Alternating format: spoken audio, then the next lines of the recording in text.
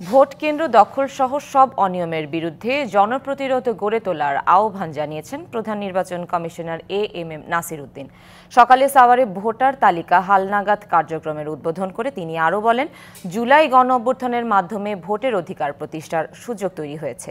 যেদিন মানুষ নির্ভয়ে পছন্দের প্রার্থীকে ভোট দিতে পারবেন, ইসি সেদিন মনে করবে ভোটের অধিকার প্রতিষ্ঠা হয়েছে। সঠিক তথ্যে ভোটার হব, নির্বাচনে ভোট দিব, এই প্রতিপাদ্যে সারা দেশে বাড়ি বাড়ি গিয়ে ভোটার তালিকা হালনাগাদ শুরু করেছে নির্বাচন কমিশন। সোমবার সকালে ঢাকা জেলার সাভার উপজেলা পরিষদ মিলনায়তনে ভোটার তালিকা হালনাগাদ কার্যক্রমের উদ্বোধন করেন সিএসি।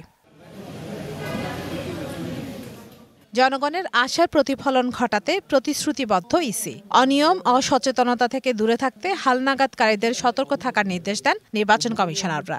যারা হয়ে যেতে পারেন নাই, বিদেশে আগেই চলে গেছেন, তাদের ক্ষেত্রে আমরা 7টা দেশে 11টা মিশনে এই সেবা চালু করেছি। আমার ভোট দেওয়ার অধিকার আছে, উৎসাহ, উদ্দীপনা, গর্ব নিয়ে যাতে সে ভোট দিতে পারে, সেটি আমাদের বর্তমান নির্বাচন কমিশনের অঙ্গীকার।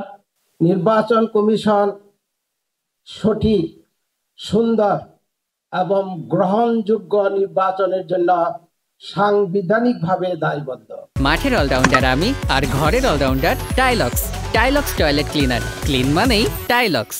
অনুষ্ঠানে সিইসি বলেন, জুলাই আগস্ট গণ অভ্যুত্থান ভোটের অধিকার প্রতিষ্ঠার সুযোগ সৃষ্টি করে দিয়েছে। যেদিন মানুষ নির্ভয়ে পছন্দের প্রার্থীকে ভোট দিতে পারবেন, ইসি সেদিন মনে করবে ভোটের অধিকার প্রতিষ্ঠা হয়েছে। পছন্দ মতো ভোট দেওয়া, গণনা করে আপনার পছন্দের প্রার্থী যেই হোক না কেন, বিজয়ী হোক আর জয়ী হোক, আমি তো ভোটটা দেওয়া, তাইলে আমি এই যে লং জার্নিতে, পুরা জার্নিটাতে আমি আপনাদেরকে সাথে চাই।